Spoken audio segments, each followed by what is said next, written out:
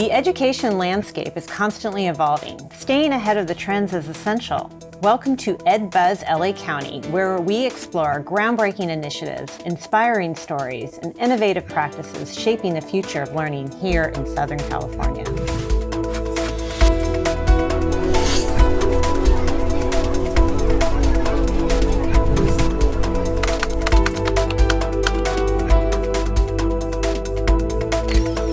I'm Elizabeth Graswich, and I'm joined now by Jael Ovalle, the Program Manager for the Parent and Family Education and Consultation Practice. People may not know this, but LACOE serves the county's most vulnerable student populations, including students who have been expelled, as well as justice-involved students who are incarcerated who are on probation. When students are expelled from schools, parents' priorities shift to the court proceedings aspects of their youth's lives. However, the student's education must continue, and LACOE is here to support parents so they in turn can support their teens. That's where the practice of family engagement and education comes in. Jael, can you tell me a little bit about the practice and how LACOE supports our parents? Sure. Thank you, Liz, and good afternoon. A pleasure to be here. Well, our practice entails focusing on developing a relationship with every family, a relationship that is positive and that is centered on student academic achievement. So as you mentioned earlier, we support families whose children are impacted by the justice, right, the criminal justice system. And so it is difficult for families to continue to think of their young one as a student, but rather as a person who is removed from their home, and now there are all these different agencies interacting with that child. And so we come in by developing those relationships with those families to ensure that they are able to continue to be advocates for their students' learning, and that they are able to think about what happens in their students' education after they leave one of these court schools.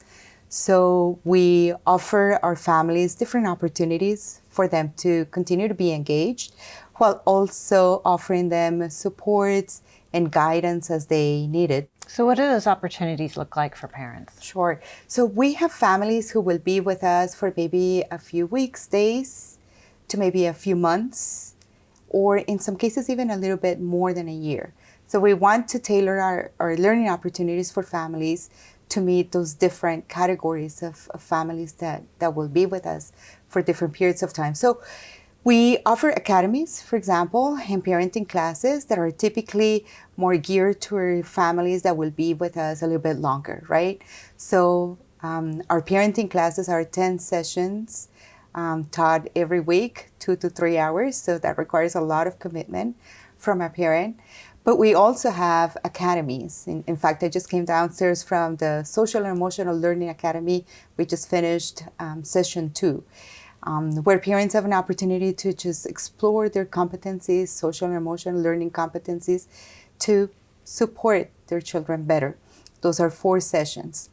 But also for parents who will be with us a little bit less, but still need information, still need resources, guidance, understanding what's happening in the school, we might offer town hall meetings where they have time to meet with the principal, with the administrative team, with their counselors, their student teachers, and that really helps the parent see their child as a student again, and above all, as a student. We also have workshops for families, perhaps informational or motivational, where parents can hear about specific resources in the community. We work with a number of community-based organizations that come to those, connect to those forums, and provide families with those resources that they may access or they may need in that moment, or maybe when their kid transitions back to their traditional learning environments. And LACOE's been involved in this work since 2016. How has it evolved since that time? Yeah. So initially we went out to talk to families about what were their learning interests, what were their needs now that they found themselves in this different environment. And from that, we've built a program that will help the family obtain those resources based on what they told us. So initially, we were focusing only on one-time events, maybe one workshop, one town hall, just one-time opportunities. But as our practice has evolved and our relationship with the parents have deepened, we have found that it's important also to offer some midterm and long-term options. And that's where our parenting classes and our academies have come in. We have also faced a very different changing environment constantly. And so we have figured out how to adapt to the different pieces that move around in our school system. We might have a closure of a school, or there might be some restrictions for visitation at a different school. So we have to find ways to adapt. And of course, speaking about adapting, we all went through having to adapt to new platforms and new ways to connect with families when COVID hit us all. Prior to that, all of our engagement opportunities happen in person. So typically, when a family will go and visit their child at one of the facilities, they will come in a little bit earlier, participate in a workshop, and then go on to visit with their child. When COVID took over and visitation was completely closed for our students, then we had to move all of our work to virtual platforms, and that took a lot of adapting. But it was great. It has turned out to be great learning and a great opportunity for us to connect with more families, because now we can offer several opportunities for learning at the same time, just at the same moment, and a parent can choose to connect to several things within the same day. Technology has given us the opportunity to maybe be in two spaces at the almost same time, and we do see parents taking advantage of those abilities to connect to just about everything that we offer. And what would you say are some of the benefits to parents through this program? We we strive to make sure that parents leave our system knowing that they have the ability to continue to participate in the education of their child, that they have spaces in schools where their voice is to be heard, that their voice might shift the system to make different decisions that impact student learning. And so for us, it's very important that parents walk away with that knowledge and empowered to use their voice to impact what happens in those classrooms and in those schools with students. And how do parents get involved in it? How do they sign up? How do they participate? Sure. So the relationship starts, like I shared earlier, within a few days or weeks of the parent understanding that now their child is with us. So we'll reach out to them. There's a call that happens. And as we hear what the parent shares with us, then we start tailoring what might work for them from our opportunities for learning. So we might have a workshop around drug awareness or violence prevention. So based on what the conversation is, we might point the parent to these different resources or workshops, and they might participate. Many parents share with us that they are mandated to take parenting class. So we have that offer for them, of course, free of charge at times that are convenient. So the best way is for us to capture them when their child enters the system. And by word of mouth also, we find that many parents are networking, and we love that, and they learn about the services that we offer. But within a few days of a child entering our system, their parent will receive a call from us, and that's where the relationship starts. And ultimately, our goal is supporting the students. So how do you see the students benefit from the Sure. practice?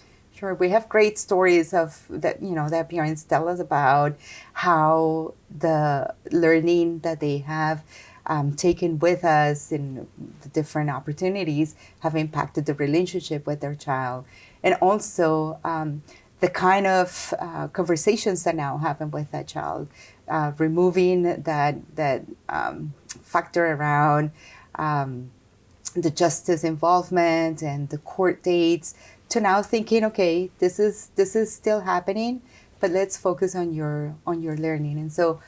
And we have great stories about how our parents tell us, they come back after their child exits our system, and they tell us about some of the successes that they have seen in their child, their ability to better support them, to set goals, academic goals for their children, seeing their children progress into college or career, technical education.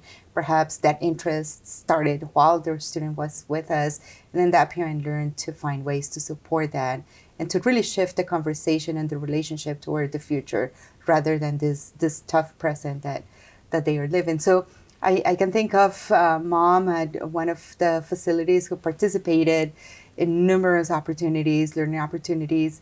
Her child ended up obtaining a scholarship, found a job, went on to career in technical education, and she kept coming back to us for almost a year after her son had exited the system and had been doing very well. And she will come back, connect, but this time now we'll connect with her son.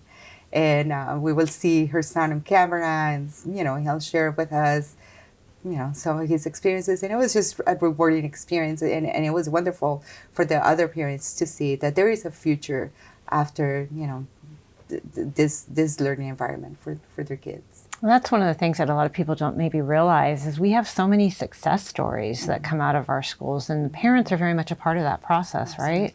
Absolutely, absolutely.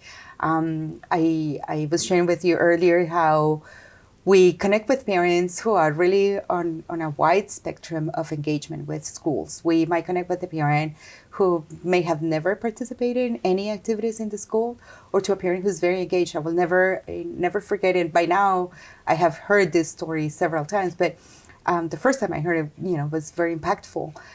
The story of a parent who says to us, "I am the dad who did everything right. I took my kid to school every day. I helped him with homework every day. I put them to bed on time. I am the parent who did everything right.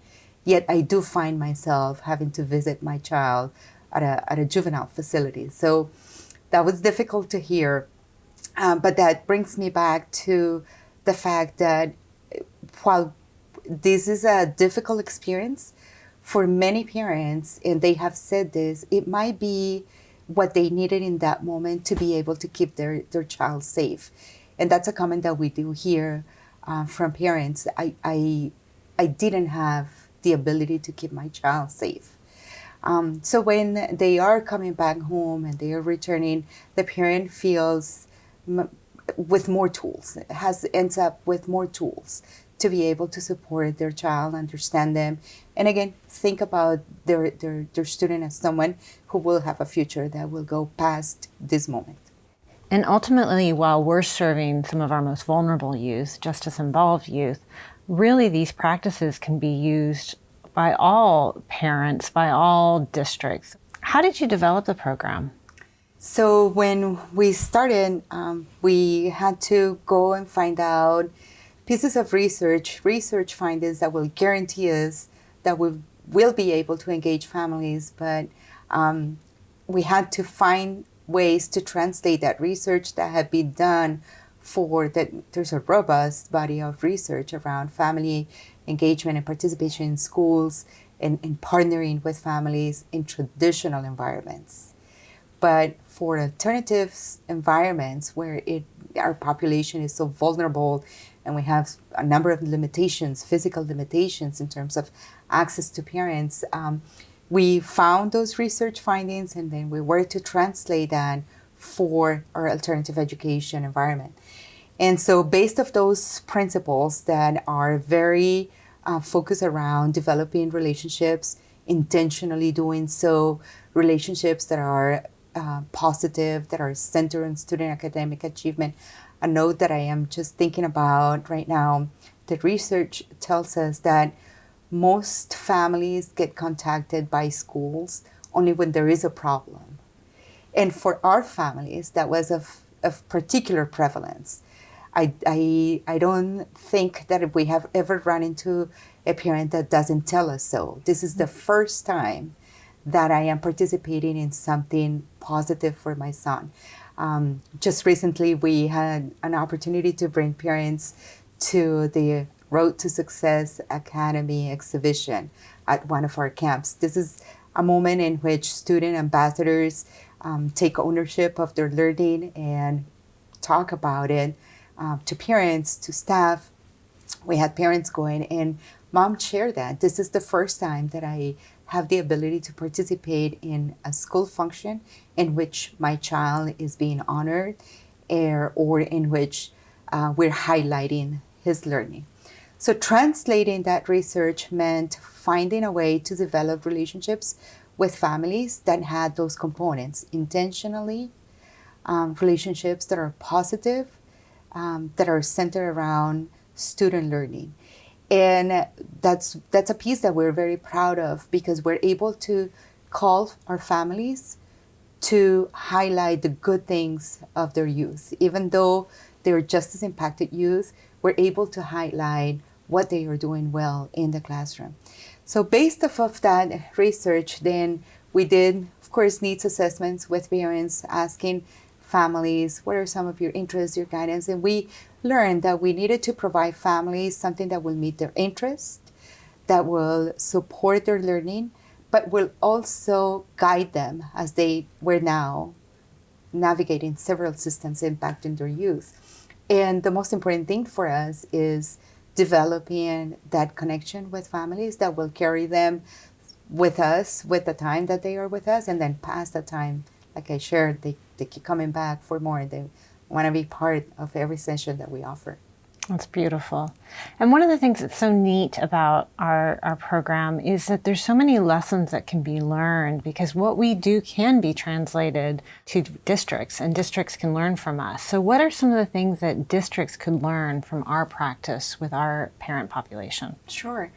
I think that the emphasis on practicing family engagement and family partnerships off of research, rather than just simple, random acts of engagement and connection with families.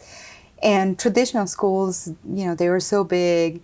There are so many opportunities to simply bring the family to a function, to a school function, and call that family engagement. In short, that is an activity in which parents are participating, but finding ways to advance those connections towards a partnership where district officials, school officials, teachers, everybody is talking with the parents about how does this student learn and how we can ensure that our practices, our instruction adapts to you as a family, your culture, your learning, your knowledge, all these rich contributions that families bring to schools. How do we tap into that knowledge to then use it to impact positively student achievement? It's such wonderful work that everyone is doing around this and supporting our parents. Thank you, Jael, for telling us more about how this practice can empower parents to take an active role in their children's education.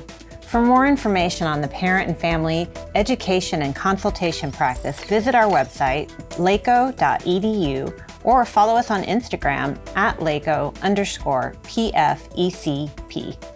Thank you, and we'll see you next time.